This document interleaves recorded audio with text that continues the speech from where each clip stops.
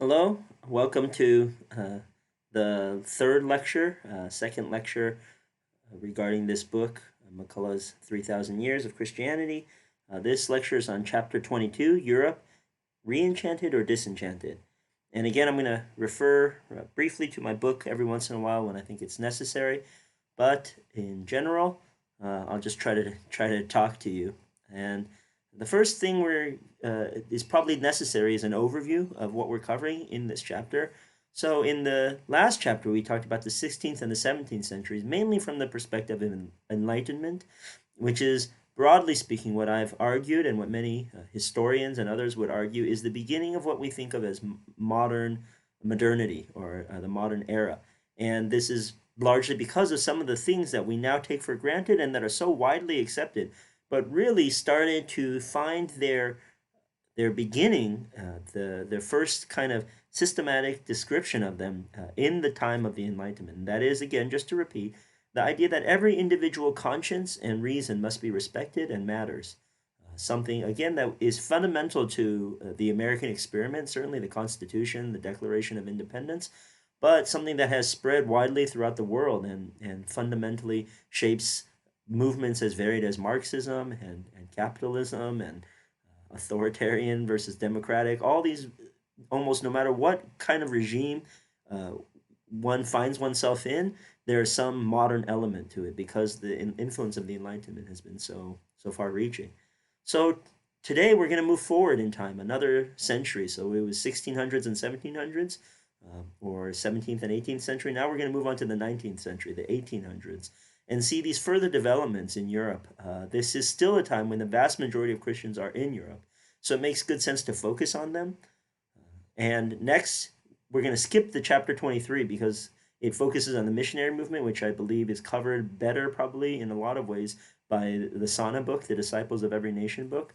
But we're going to see at the same period, you should know that this is happening at the same period. When we come back to it with Sana, you should know that this time, these 1800s and the 1900s even more, um, is a kind of a development of the missionary period. So even while things are happening in Europe, actually the seeds are being sown for Christianity to become the global religion that it is today, the religion that's just as much, we should say, probably African, Asian, and Latin American as it is European and North American.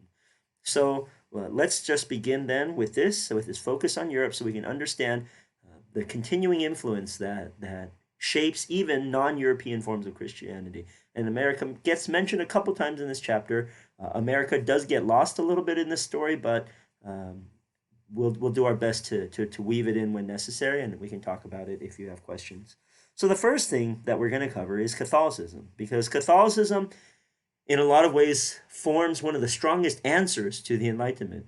If the Enlightenment is pushing for individual common people to be able to follow their own conscience, Catholicism in a lot of ways creates its shape in specific opposition to that, right? To be a Catholic is to some extent, at least, to believe that there is still some role for a hierarchy, for tradition, for other people to help you uh, know how to follow your conscience. That people are not just individual, isolated units that can follow and know the most moral way to live or the will of God by themselves, but that they need the help of traditions, of people who have studied these things, of theologians, of priests, of pastors, of course, of the Pope.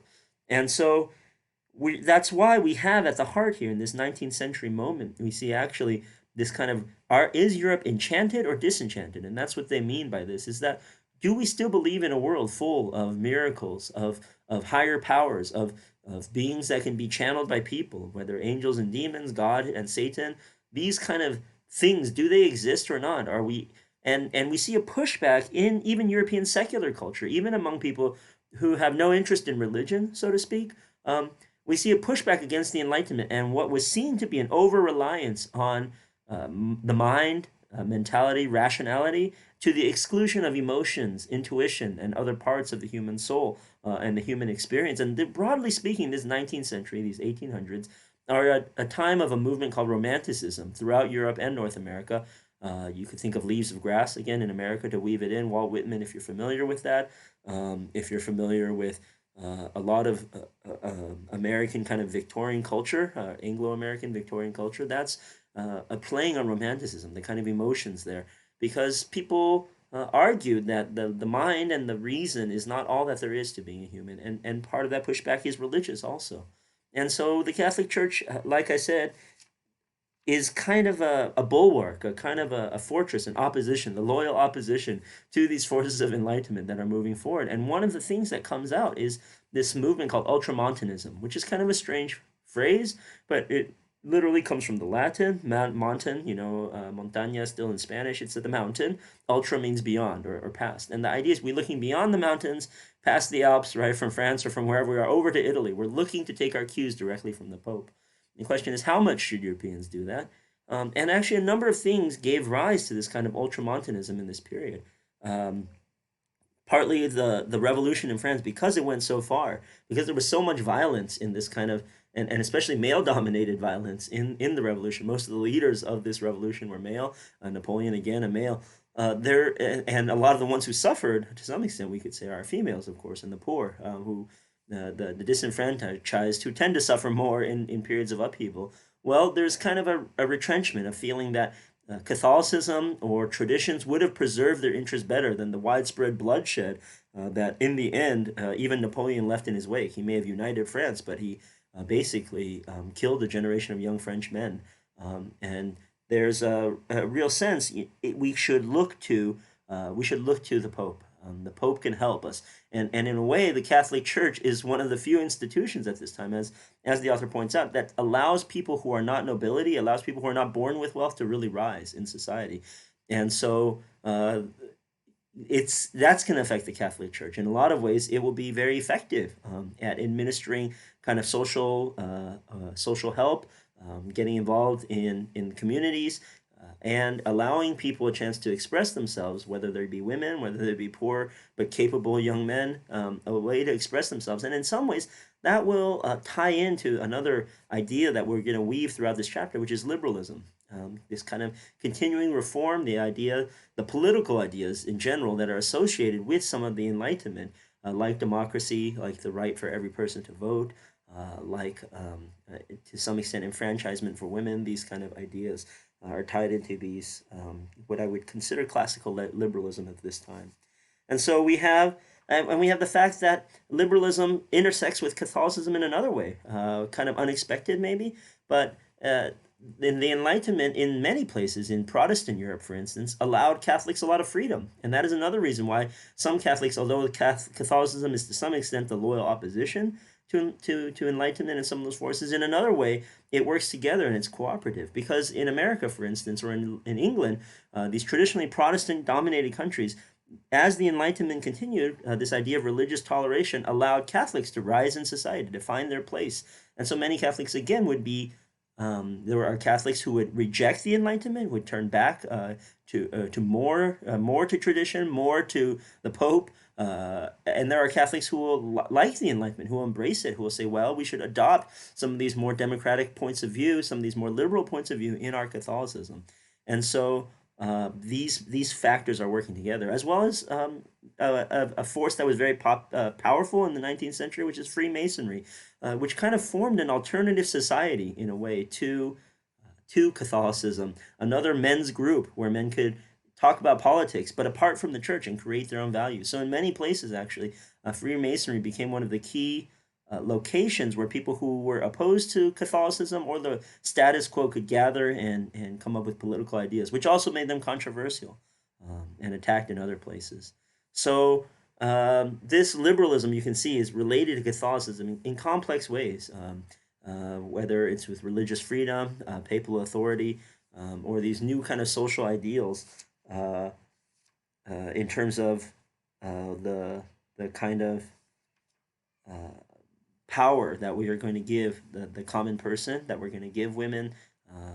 There are Catholics, again, on both sides of this, and this is really, in a way, the Catholic Church is a very extreme example because the conservative and liberal sides of the church can agree, are so strongly opposed to one another, but they're still part of this same church. We can see this kind of play out. We saw this kind of internal Catholic struggle with the Jansenists and the Jesuits. Now we see it again in this ongoing, which continues to today, there's still kind of a left wing and a right wing, if you will, within the church, of how much the church can and should adapt itself to the Enlightenment and to these kind of forces. So then, if we move from the Catholic side, so and one of the last points, maybe one of the last points to bring out about Catholicism is this is really in some ways the uh, great age of the rise of devotion to Mary. And this fits in with many of these kind of things in a very interesting ways. On one hand, it fits in with liberalism, uplifting women, gender roles, allowing women to have more power. A lot of women are especially devoted to Mary. Um, on the other hand, you kind of have a pushback. Again, like I said, there's this push and pull.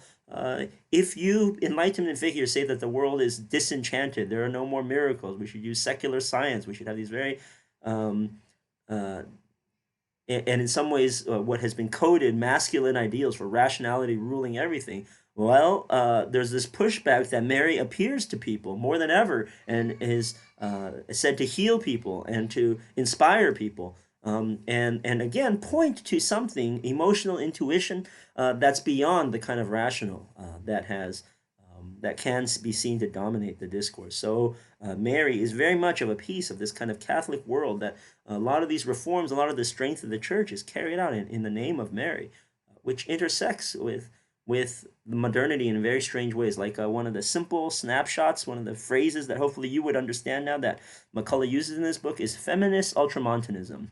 So it's a very strange term, but it just shows how tricky this is. There's a very feminist push to uplift the Pope and to obey the Pope. And so, but it's largely driven by the power of women. These are women in their own voices that we should not be so quick to kind of, I think, marginalize an already marginalized group and speak for them in some way, saying that they've been misled or tricked by religion. I think there were very good reasons for women to be wary of the so-called progress that comes at the end of a bayonet or a guillotine in a revolution. Okay, so then if we move on to the Protestant side of the house, or this other half of Europe, so hopefully I haven't talked about it too much. We did not cover the Reformation in this class because I cover that in the other class, History of Christianity 1 or A. If you ever want to take that, it's Religious Studies 135A or History 130A. And really Europe, right before we started our story, had been split into two groups, these kind of two houses, so to speak, of Europe, of the church in Europe, which is the Protestants and the Catholics. And the Protestants basically reject papal authority. They focus on the Bible. They say that the Bible alone and not tradition is the source for Christian teachings. And we can see this continued development and to some extent divergence. You have Protestants and Catholics in Europe are constantly kind of reacting to each other, building on each other. And we see this also now in this period, no differently. So if Catholics have a form of feminism that's focused on the Pope, that's focused on Mary, Protestants have another form of feminism that's focused a lot on women's activism too. Some Protestant groups ordain women. Some Protestant groups allow a lot of women leadership. A lot of times women take the lead in Protestantism to start social movements, whether it's temperance or against alcohol, which had and continues to have actually, according to modern studies, continues to have a kind of disproportionate negative effect on women in many countries because men who spend money on alcohol are more likely to spend money on gambling, on prostitution, on other things that kind of damage the family unit when in many countries men are still the sole providers or the main providers of income. That money is lost through alcohol. So women led the charge in a lot of these Protestant countries in abolition of slavery and in abolition of alcohol and temperance, and in other fields, giving women various rights and privileges. And Bibles are another part of this kind of Protestant story. If the Catholics have a rich kind of pilgrimage, life of pilgrimage, a life of more rituals and of the Pope, the Protestants don't, basically, in general, Protestants disagreed with all of that. What did they have in response then? They had the Bible. So the Bible became itself a form of Protestant devotion, a center of Protestant religiosity and strength. The Bible was sung, the Bible was illustrated, the Bible was largely passed out, and this became the kind of the Protestant answer to the richness of Catholic life, the richness of Protestant life centered around the Bible. And another way in which we see Protestants developing and dealing with the Enlightenment or dealing with these new currents, it is specifically in higher education and the Enlightenment. So if Catholics, again, have one way to think about the Enlightenment, to think about the challenges posed by a tradition that emphasizes reason in this way, we see, especially in Germany at this time, another way to deal with it, which is that in some ways Protestants have embraced the Enlightenment and brought it right into the center of their ideals much more thoroughly than Catholics, because there's always going to be a resistance when you're part of a body, an organization that prizes tradition and hierarchy. There's always going to be, to some extent, some pushback there. But Protestants, with less of an emphasis on hierarchy, less of an emphasis on tradition, were much more able to embrace it. And so we see some kind of fundamental figures come out of this period. Protestants in Germany established the first modern university. They used kind of a medieval term. The university was a medieval institution, but they apply it to a modern age. This is really the first research institution where modern science gets done in a centralized location, whether it's physics or chemistry, biology, kind of at the same place. It starts in Germany, the model, and it gets exported throughout the world. And right now, right, there are prominent universities all throughout the world, all based on this basic model. But at the beginning, it was a very Protestant institution too. It was religious as well as scientific and secular, and that also continues in to some extent in religious studies departments, but in other private schools in America, they have divinity schools still. At Harvard, right, for instance, there's a divinity school where people teach still kind of Protestant theology.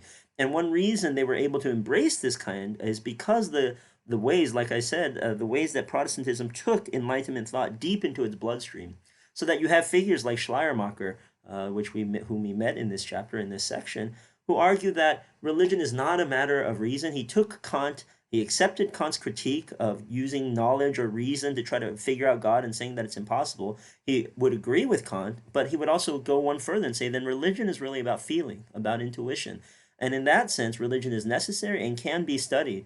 And not only so, again, religion can be objectively studied and is important because all the world's religions may have their own intuitions, may have their own understanding and culture. And so this kind of Protestant theology was able to embrace a very almost secular or universal form of learning that belongs at a university, right?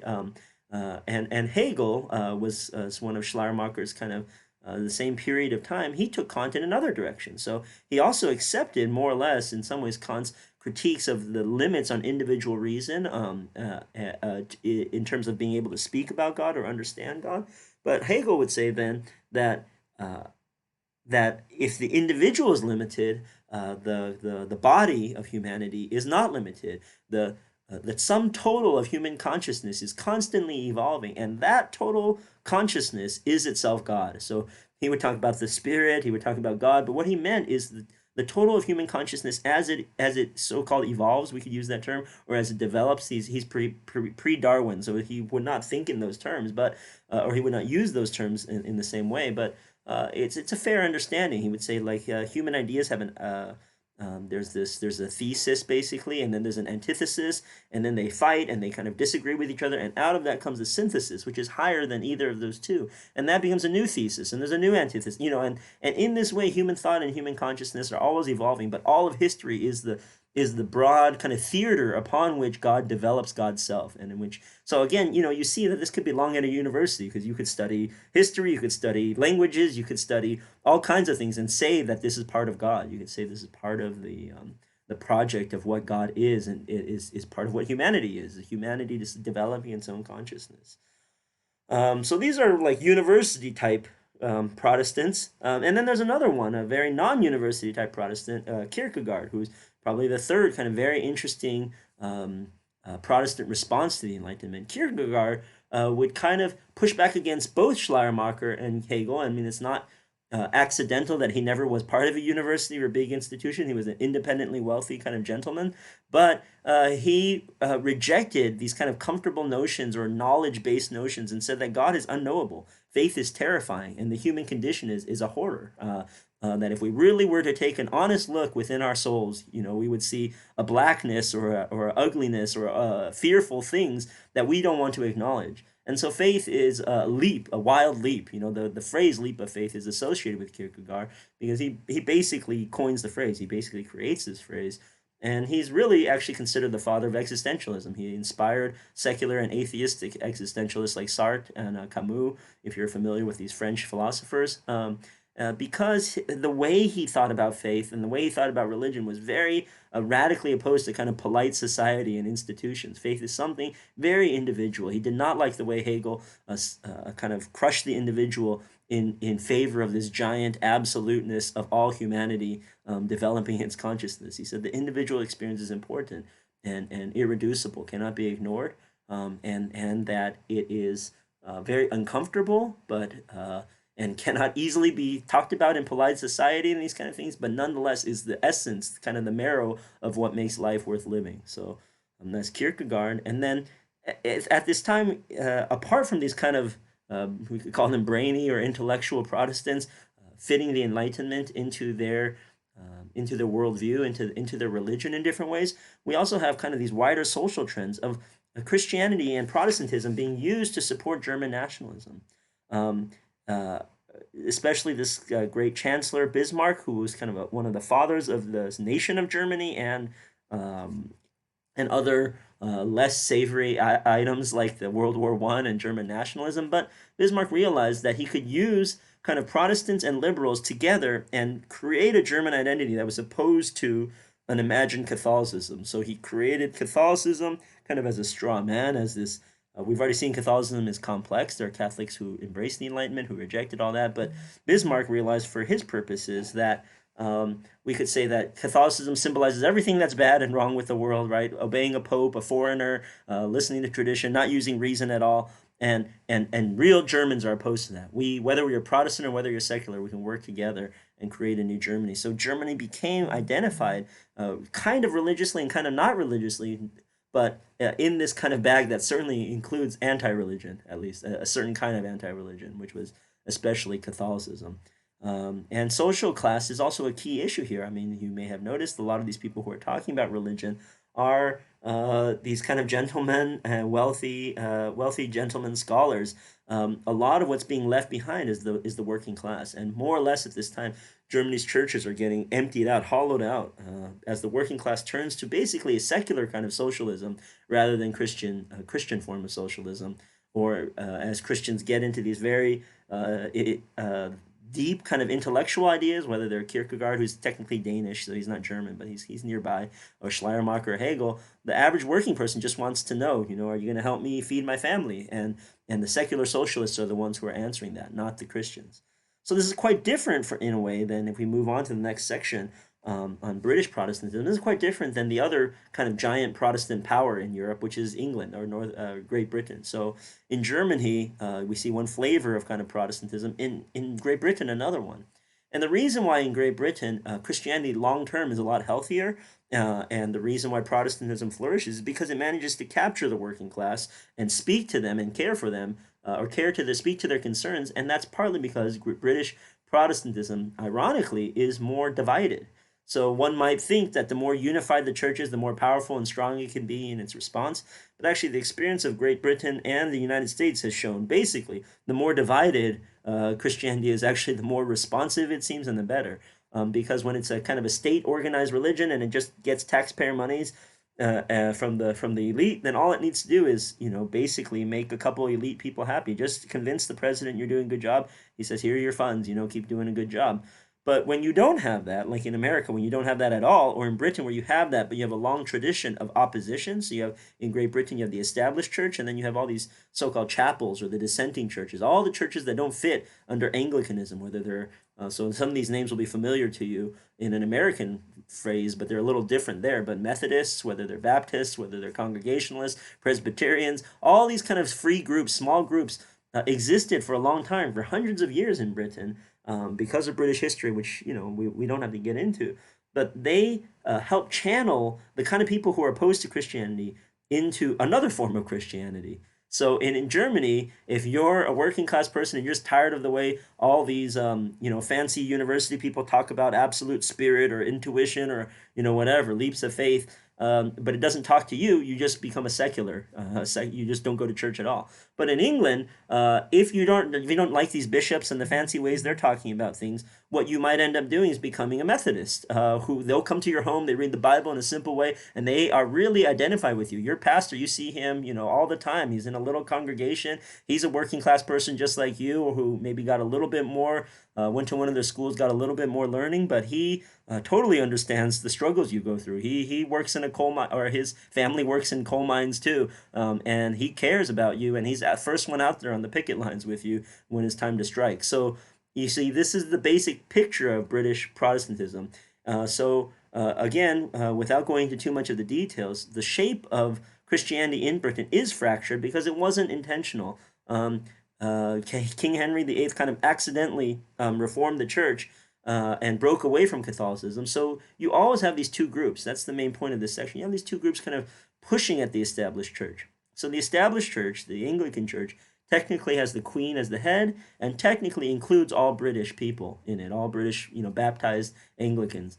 But it's always been a question: are we going to be more Catholic? Are we going to become more like Rome? Wear fancy robes, have incense, have these kind of rituals, and see ourselves as continuing the Roman tradition? Or are we going to be more Protestant? Are we going to focus on the Bible, preaching the word, have pastors or preachers rather than priests? And it's never been a good answer. And in this time, you have people breaking away, and in most times, you have people breaking away on both sides. But this actually bequeaths this same kind of inheritance. This is why one reason American religion is the way it is because we kind of inherited this kind of British Protestantism with all of these factions and flavors. And paradoxically, again, because we have even less establishment than Great Britain, we have even less of a connection, formal connection between government and religion. This has made it so that every pastor has to really understand the people that she or he are pastoring, and speak to their real concerns and draw them into Sunday after Sunday to get to put the money in the plate and all those other things that keep the lights on and the employees paid for. So this kind of turbulent fighting, you could say, in between whether we're going to be more Protestant or Catholic. You see it in England, you see it in Ireland, Scotland, and you see it in America, in North America, the United States, most significantly. And that's partly a heritage from the British experience. Now, to move on to Orthodox Christians, this is a third kind of major branch of Christianity that is probably less familiar, or probably quite familiar in America with Catholics and with so-called non-Catholics, or you might just call them Christians. But really, strictly speaking, we should call them Protestants, evangelicals. Even if you have a friend who goes to a non-denominational church, that's probably Protestant. There's actually a third branch of ancient Christianity that goes back to the very beginning, arguably the first of all, and it's called Orthodoxy, and it's dominant in places like Eastern Europe, Greece, and Russia is the biggest example. And during this time, many Orthodox Christians live in the Ottoman Empire, which is a large, at one point, a very huge empire that stretched, all the way into Egypt and throughout the Balkans and Eastern Europe and out into through the Arabian Peninsula. But at this point in our reading, during the 1800s, during this 19th century, it's crumbling. And so a lot of these Christians are not sure, these Orthodox Christians are not sure what to do. They're breaking apart. They're leaving this kind of crumbling empire and saying, well, we're Christians. We should have our own Christian nation. We should have the nation of Bulgaria. We should have the nation of Slovenia. These kind of countries are breaking away and trying to create their own identities. And at the same time, Russia is kind of asserting itself more and more powerfully as the leader of the Orthodox, speaking for all the Orthodox. Since the traditional leader in Constantinople, which had been the capital of the Roman Empire and the capital of the Christian, basically the Christian, Orthodox Christianity for many years, is weakening because its empire is weakening, its ability to speak for Orthodox is weakening, and Russia is really stepping into this vacuum. And in a lot of ways, Orthodox have their own, they maybe have not dealt as fully with Enlightenment as the Western Christians, as Catholics and Protestants, but they have their own kind of difficulties and struggles with trying to fight with these three forces. We could say their Orthodox Christianity has to deal with nationalism, has to deal with Enlightenment, and has to do with kind of Christian universalism. And what I mean is that as Orthodox Christians, they have to consider, there are some who would say to be Orthodox is to be a good Russian. So to love the church more is to work more with the state and to see the czar or the leader as a holy leader, as an absolute holy leader. And actually, this still continues today. Putin has a great relationship with the Orthodox Church, and there's even iconography of Putin. There's this kind of understanding of Putin as a Russian religious leader. There's others who want to push the Enlightenment similar to the West, whether to adopt it and take it into the bloodstream of Orthodoxy, or whether to reject it, and to kind of go back and say we're going to stand more firmly on our tradition. And so you have different kind of creative ways to deal with that in Orthodoxy, and then even Christian universalism. There's some thought within Orthodoxy that all Christians should be one. They should all be united under Orthodoxy, of course, but that only Orthodox, for instance, can combine the freedom of Protestantism and the unity of Catholicism. And one day all Christians will return to this banner. So you have this kind of third branch of Christianity continuing in the 19th century. And then finally, at the last part of this chapter, we're going to deal with kind of even more serious doubts that are raised. So we talked about Marx a little bit in the last chapter. The next one is really Nietzsche. But before that, probably the setup to this is really Darwin. There has been a lot of work done in geology. There are some doubts and some questions about the age of the Earth and whether they match onto the biblical age. But for the most part, in this 19th century, there's no problem between geology and Christianity. A lot of the geologists are also Christians who have no problem believing in both the Bible and geology. And in fact, the more they find, the more they think that Christianity is reasonable and that Christian claims are reasonable. But the real problem comes, the real kind of challenge, the most serious challenge comes with the work of Charles Darwin, because Darwin, in the end, his theory, when understood correctly, of evolution, and to be clear, this is a theory that has not overturned by any alternatives. It's still the best, in a lot of ways, the only working theory of the origin of species. But it relies a lot on this kind of ruthless competition between species to propagate themselves. And so when you adapt or accept this worldview, then it can be very troubling. Where is God? Where is God in this world that's built on competition and kind of it's what seems like a total lack of love or care among creatures and species.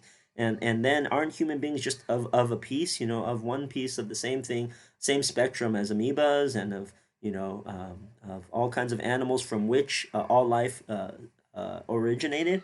And so this Darwin challenged traditional Christianity. Those who understood his arguments, and as his arguments get better understood, this really challenges traditional Christianity to think about a God of love and a God of design and how they would fit into this kind of Darwinian evolution. And as a side point, Darwin also challenges racism because he sees all human beings as being one species with a common origin. So there's really, before this, there was a lot of belief that human beings had multiple origins, that the different races had different ancestors and were fundamentally different. And of course, according to the racist beliefs of the time, or the scientific racism of the times, hierarchical, right? That some races were basically better than others. But Darwin really challenged this as well.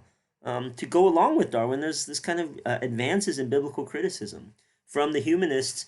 Just learning the original languages and learning to study it like a human text, there's greater and greater doubts about some of the claims, especially in the Old Testament. Literally, how large were these armies? Do we really have proof of Israelites leaving Egypt? These kind of questions, and they cast doubt on some of the literal claims of Christianity. And then furthermore, just as this kind of ideas of studying the Bible as a human document develop, there are these theories that the Bible itself is written with conflicting views instead of all being guided by the hand of the Holy Spirit. Maybe you can see evidence of Peter versus Paul, or different forms or strands of Christianity that are opposed to each other.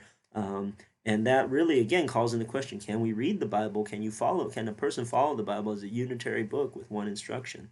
And so all these kind of challenges to traditional Christianity lead people down a number of different paths. And just to briefly talk about them before we complete this lecture, one of them is New Age. So one of them is to kind of continue like what Schleiermacher suggested about learning from other religions, and to adapt Eastern religions or other religions into one kind of super religion, whether you focus on the spirit or oneness with the universe or whatever it is. That's one response. So we have things like theosophy, spiritualism, even to some extent, different kinds of things that lead to what's now kind of New Age thought, a blending of multiple religions.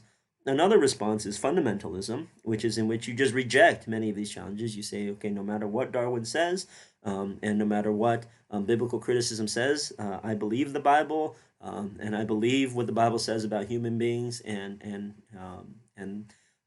you reaffirm, miracles and all those things, right? Christ bodily rose from the dead, all these kind of claims, and that's one response too, to these kind of challenges. And the last one is atheism, a kind of stronger forms of atheism than we've seen, and that's really what's represented by someone like Nietzsche, where he says God is dead. That's his famous quote, and he says, and we killed him. And not only that, for Nietzsche, this is a good thing because this allows human beings to really pursue for the first time their own morality. We can throw away kind of traditional morality that's been handed to us, based on kind of what Nietzsche would say is like a wrong tradition, basically a wrong tradition that captures human conscience and doesn't allow human beings to really enjoy life here and now as it is, and instead, with God being gone, human beings can finally do that. And so this is a kind of atheism that's almost really an anti-theism, but that the book points out actually is very close to a lot of, ironically enough, a lot of the Protestant theology. I mean, Nietzsche grew up in a family of Protestant pastors. So in some ways, there are Christians who are making these same kind of things. He says, beyond good and evil, there are Protestant teachings that talk about beyond good and evil, that talk about basically a radical idea of human beings finding meaning without moral systems, without using your reason and logic, using logic to figure it out, directly having God as a source of morality in the Christian sense, and of course for Nietzsche, directly turning to one's own resources.